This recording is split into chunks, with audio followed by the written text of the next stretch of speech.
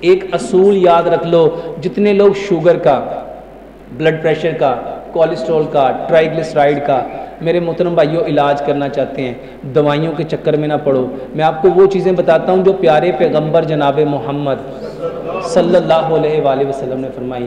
میرے محترم بھائیوں، نبی صلی اللہ علیہ وآلہ وسلم نے فرمایا کلونجی وہ کالا دانہ ہے جس میں موت کے سوا ہر بیماری کی شفا ہے۔ امام ابن قیم نے میتھی دانے کے بارے میں اپنی کتاب زاد المعاد کے اندر لکھا، اگر لوگوں کو پتہ چل جائے نا میتھی کے کتنے فائدے ہیں، لوگ اس کو سونے کے عوض خریدیں۔ اور میں نے الحمدللہ ثم الحمدللہ ممبر رسول پہ بیٹھا ہوں، میں نے کئی لاکھ لوگوں کو اس کے اوپر لگا دیا۔ کلونجی میرے پاس آنے والا ہر مریض وہ کہتا ہے ڈاکٹر صاحب تسی ہر مریض ਨੂੰ ਦਵਾਈ ਦਿੰਦੇ ਹੋ، میں کہ میری تو ہے ہی نہیں۔ اچھا اس کے بارے میں بتایا کس نے ہے؟ بتایا کس نے ہے؟ پیارے پیغمبر جناب محمد۔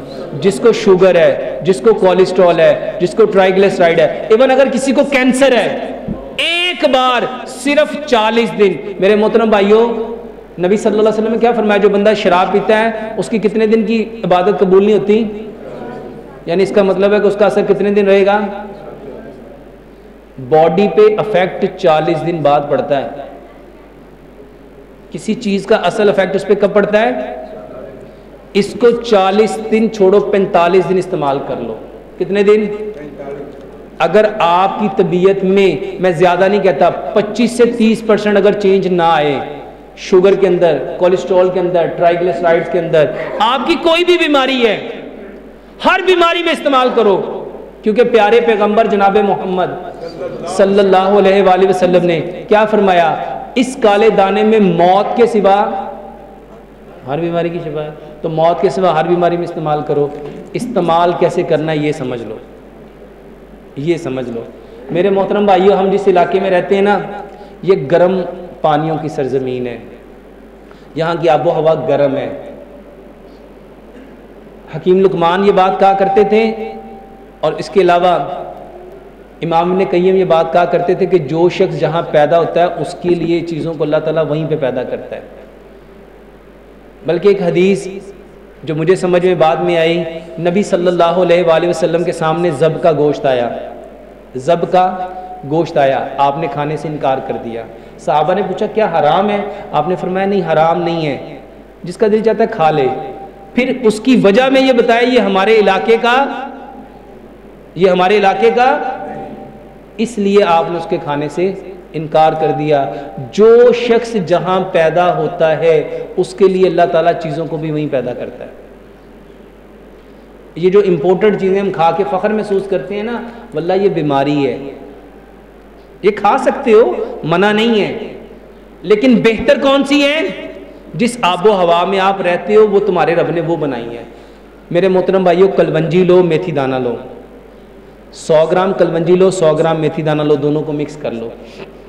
رات کو 4 گلاس پانی لو، 4 گلاس، اس میں 3 بڑے چمچ کھانے والے اس کے اندر ڈال دو، اس میں 3 لیمن نچوڑ دو، اور میرے محترم بھائیو اس کو اتنا ابالو، اتنا ابالو، اتنا پکاؤ، اتنا پکاؤ، اتنا پکاؤ، 4 گلاس پانی 3 گلاس رہ جائے۔ پکانا مٹی کے برتن میں ہے، مٹی کے برتن میں۔ جب 3 گلاس رہ جائے اس کو اس مٹی کے برتن سے نکال کے کسی کورے مٹی کے برتن میں ڈال دو، کیونکہ میرے محترم بھائیو یہ تاثیر کے اعتبار سے ساری چیزیں گرم ہیں۔ اس کو جب آپ مٹی کے برتن میں ڈال دو گے تو مٹی کی یہ خوبی ہے، اس کی گرمی کو اپنے اندر ابزارب کر لے گی اور اس کی تاثیر ٹھنڈی ہو جائے گی۔ 1 گلاس صبح، 1 گلاس دوپہر، 1 گلاس شام۔ میرے محترم بھائیو ناشتے سے، دوپہر کے کھانے سے، شام کے کھانے سے پہلے یہ پیو۔ دوسرے نمبر پہ ادرک، لہسن، پودینہ، اناردانہ، یہ دوسری دوائی ہے۔ اور اس کے بارے میں اگر جاننا چاہو گے تو قرآن میں اللہ تعالیٰ نے ان چیزوں کے بارے میں کیا فرمایا؟ جب جنتی جنت میں جائیں گے تو سب سے پہلا ان کو مشروب کون سا ملے گا؟ زنجبیل۔ زنجبیل ادرک کو کہتے ہیں۔ لہسن کے بارے میں روایت میں آتا ہے نبی صلی اللہ علیہ وسلم نے فرمایا اگر میں نے فرشتوں سے بات نہ کرنی ہوتی میں کبھی بھی لہسن نہ چھوڑتا۔ فرشتوں کو لہسن کی بو اچھی؟ میرے محترم بھائیوں ان 2 چیزوں میں، بلکہ اس میں تیسری چیز ہے انار۔ اللہ تعالیٰ نے قرآن میں انار کو رمان کہا ہے۔ یہ 3 چیزیں وہ ہیں جو سب سے زیادہ آپ کے خون کو پتلا کرتی ہیں، اور جتنی بیماریاں ہیں پوری دنیا کا یہ متفقہ فیصلہ ہے کہ بیماریاں ہمیشہ خون کے گاڑھے ہونے کی وجہ سے آتی ہیں، بیماریاں ہمیشہ خون کے، اور یہ تینوں چیزیں خون کو پتلا کرتی ہیں۔ اب یہ تینوں چیزوں کو میرے محترم بھائیو ایک چوتھی چیز اس میں ایڈ کرو جس کے بارے میں امام ابن قیم فرماتے ہیں، یہ جو پودینہ ہے نا، پودینہ، اس کی جو ٹھنڈک ہے پودینہ، میرے محترم بھائیو ان چاروں چیزوں کو ایکول اس کی چٹنی بناؤ، اس کو رگڑ کے گرائنڈ نہیں کرنا، اس کی چٹنی بناؤ، اور کبھی اس میں نمک نہ ڈالو۔ یہاں لوگ اپنے ذائقے بنانا شروع کر دیتے ہیں، نمک نہیں ڈالو۔ اگر آپ نمک ڈالو گے، نمک میں سوڈیم کلورائڈ ہے، یہ سوڈیم کلورائڈ جب ادرک کے ساتھ ملے گا، جب لہسن کے ساتھ ملے گا، جب انار کے ساتھ ملے گا، جب پودینے کے ساتھ ملے گا، اس کی پراپرٹی پہ کیمیکل ریئیکٹ کرے گا اور اس کی پراپرٹی کو بدل دے گا۔ نمک نہیں ملانا، سادی رکھنا ہے۔ میرے محترم بھائیوں، اس میں حسب ذائقہ سبز مرچ ملاؤ، یہ چٹنی بنا لو، یہ 100 بیماریوں کا علاج ہے، واللہ یہ 100 بیماریوں کا علاج ہے۔